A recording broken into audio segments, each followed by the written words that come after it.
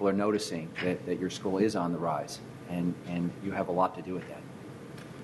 And I plan to be at the dinner tomorrow evening.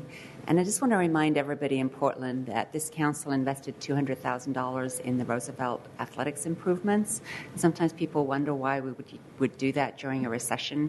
And the answer is because we care about the students at Roosevelt, and we believe that you deserve the best of facilities for recreation and for sports, as well as for the great academic achievements that you've been making.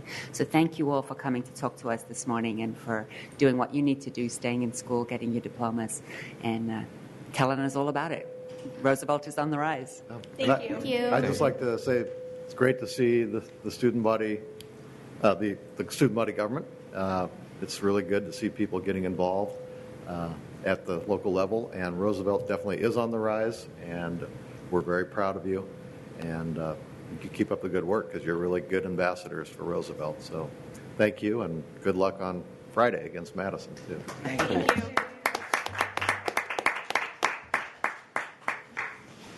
Okay, now we will begin our formal meeting. Carla, could you please call the roll? Leonard? Fritz? Here. Fish? Here. Saltzman? Here. Adams? Okay, our first item, we have communications. So if you could read the first communication, please. Item 1105, request of Francis Quamps Miller to address council regarding the undemocratic procedure behind water fluoridation. Mr. Miller or Ms. Miller? Okay, why don't you read the next communication? 1106, request of Jimmy Tardy to address council regarding camping ban. Tardy? Good morning. Welcome. If you could please take a seat Yes, I'd be happy to. and give us a... Leave this here where you can Okay. see it, and I'll take the opportunity to let you all see what I have put together. I'm here to talk about First start, we need your... what we call the camping ban. Excuse me. Give us your name, please. Oh, I'm Jimmy Tardy. Okay, and you have 3 minutes. Oh, thank you very much.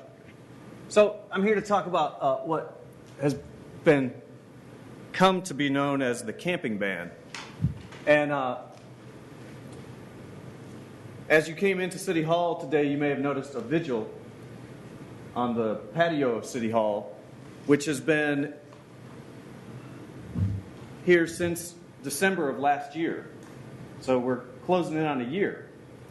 The vigil is to request one thing of the City Council.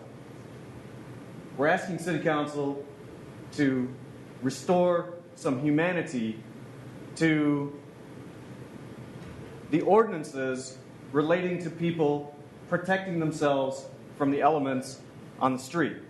And I came to realize that part of the problem is some confusion. We call it the camping ban. And just for the City Council members, I'd like to point out the middle of the diorama here. This is what we all think of when we think of camping. You'll notice people are out in the woods, they've got a campfire, they've got a tent, and there's trees and sleeping bags. These are important. I'd like to just let everybody else just briefly see what I'm referring to here. Nobody's confused about this as being camping. Well, next to this, you'll notice a scene which may look familiar to you, which we call living on the street. This is not camping. And I understand that there's some confusion, and I understand why there might be some confusion, because there's a lot of similarities, like there's trees and there's people in sleeping bags. But this is not camping. The people in the middle who are camping probably want to be there. They're probably having a good time. The people on the side here who are living on the street probably don't want to be there, and they're probably not having a good time. Language is that important, that it gives us false impressions. And that's what I'm here to talk about today, is the false impression that we create when we call this a camping ban. This is not a camping ban. This is a ban against people getting to have that most basic human function called sleep. And I also like to just point to the other side of the diorama here, which may look familiar to you as well. And let me apologize first off just for how shabby City Hall is. But let me just say, this is protesting. And you can tell protesting because oftentimes there'll be signs, which I have some miniatures here. And I also like to say that there's one other little aspect of protesting that sort of sets it apart. And besides the signs and the people maybe holding a vigil out in front of City Hall, you also notice that there's a concentration of courage kind of in this area right here. I'd just like to point out to you that the courage is concentrated right here. Mr. Tardy, your time is up. So Thank you very much. Okay, thank you. Could you please read the next communication, Carla? Item 1107, request of Mary Eng to address council regarding Half the Sky project for global, political, civic, and economic empowerment of women. Okay. So, welcome, Mary, and just give us your name, and you have 3 minutes. My name is Mary Eng, and I would like to request that the undemocratic restraint of minutes allowed to public matters of importance be extended as per the previous allowance. I'm here to speak today about Half the Sky, the AHA Foundation, Karma Nirvana, Fair Girls, and Women Under Siege. AHA Foundation has recently trained the NYPD on understanding honor violence and honor killing. Karma Nirvana was founded by Jasvinder Singera in England, and she's reaching out to members of parliament to help understand systems of honor violence and forced marriage and child marriage. So her hotline has been very important and instrumental in helping women who are under threat of honor violence to have resources to go to. Fair Girls deals with sex trafficking in America, child trafficking, and sex trafficking. So I urge you to check them out. And Women Under Siege deals with torture in Syria and stereotypes of the hijab being a prevention of rape. We have previously talked about the Nicholas Kristof article, Is Rape Serious?, in terms of failure of the NYPD and the Los Angeles Police Department failures to assess DNA rape evidence. We've also talked about issues pertaining to the violence that homeless women experience on the street is an undue form of gender-based violence.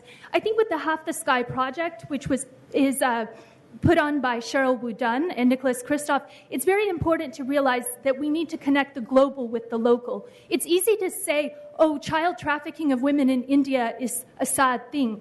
Well, we ignore and turn a blind eye on the homeless women on the street. Here's my friend Matthew, who does social work on the street, which is unsalaried, which pertains to women who experience violence as homeless people. Thank you, Mary. Mary's very well read, and she puts a lot of work in this. Please take what she says seriously. I do appreciate what you said, Mary. Thanks for listening to me today. She caught me a little unexpected, so please excuse my dress. I would like to agree with Mary that, I've been out there probably last year or whatnot, and there's a very serious issue out there with these women. Some of them are extremely frightened. I think we recently had that serial killer that was caught, and the police, when they drive around at night, and I'm not saying they are intentionally doing anything wrong, but it can be scary by the way they're always looking at everyone they're going at. And I've seen women that won't talk to anyone cuddling into corners, scared, if you try to offer them help or whatnot. And again, I'd like to say it's a very scary scene to see and to have them hiding under bridges. I think it really definitely should be looked at.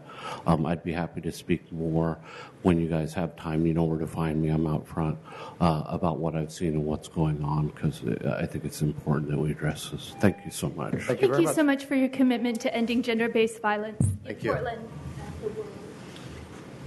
Okay, if you could